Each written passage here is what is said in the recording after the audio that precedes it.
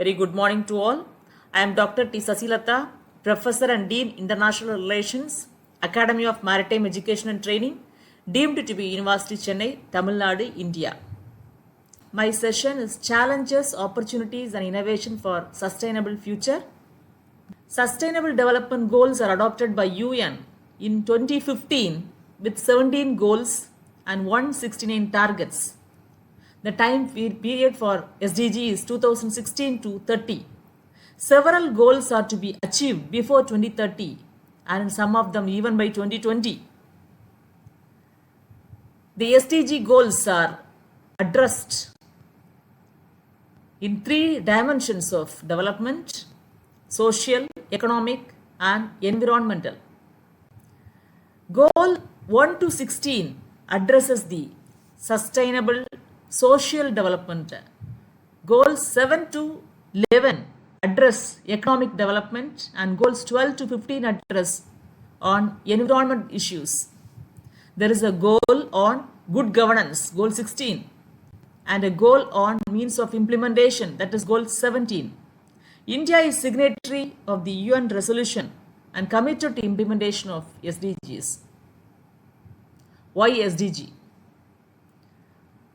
Sustainable development goals are required to enable human beings to realize their full potential, build self-confidence, and lead lives of dignity and fulfillment.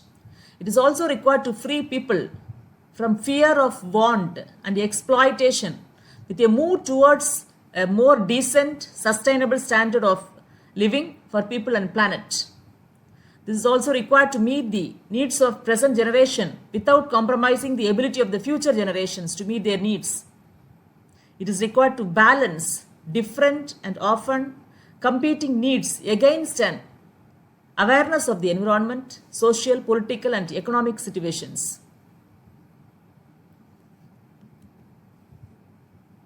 It has its own vision. The new agenda is a promise by leaders to all people everywhere. It's a universal, integrated and transformative vision for a better world. It conveys an urgency of climate action. It is rooted in a gender equality and respect for the rights of all. Above all, it pledges to leave no one behind. In the Sustainable Development Goal agenda, there are 5 P's: people, planet, prosperity, peace and partnership. This 2030 agenda for SDG is different from the MDG, that is Millennium Development Goals. This 2030 agenda, SDG agenda, spells a vision with people's an implementation strategy and a review framework. SDGs are universal and apply to all countries, whereas the MDGs were intended for action in developing countries only. There are several targets supported by indicators for each and every goals. In total, there are 17 goals which are supported by 169 targets and 229 indicators which are identified. There is a balance between economy, environment, social issues to attain the sustainability. Even there are values which are there: recognition of interdependence, self-determination, diversity and tolerance, upholding and principle of equity, recognition of rights and interest of non-human, respect for the interest of future generations. The Sustainable Development Goals and targets are integrated and indivisible, global in nature and universally applicable. I am planning to address 2-3 SDG goals.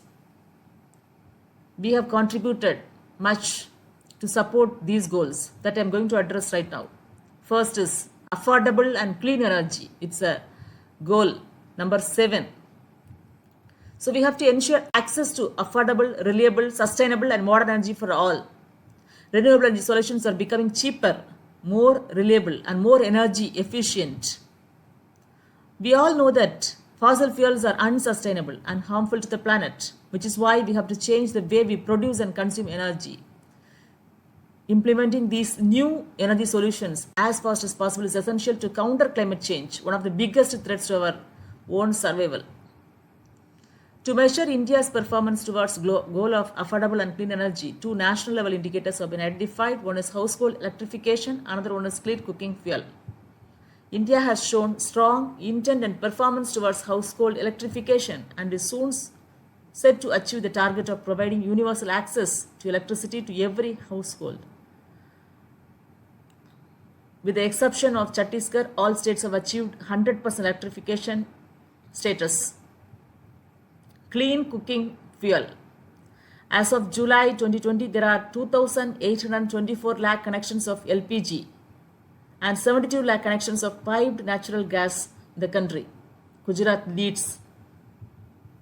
West Bengal has no PNG connections yet.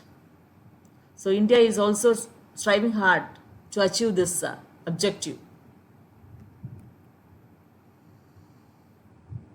There are various types of renewable energies available. Solar energy, it is abundant everywhere.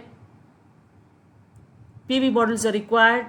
It must have an inverter to change DC into alternating current energy in order to be usable by electrical devices and compatible with the electric grid. Wind energy is also plenty. To harness electricity from wind energy, turbines are used. Then tidal energy uses tidal currents to drive turbine generators. Geothermal energy source is heat from within the earth. We can recover this heat as steam or hot water and use it to heat buildings or generate electricity. Biomass energy source. When biomass is burnt, the chemical energy in biomass is released as heat that has been converted into electricity.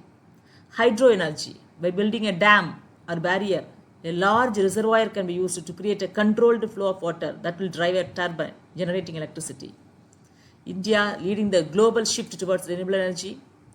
Among wind power generation, it is fourth and fifth in solar power and fifth in renewable energy. Thank you.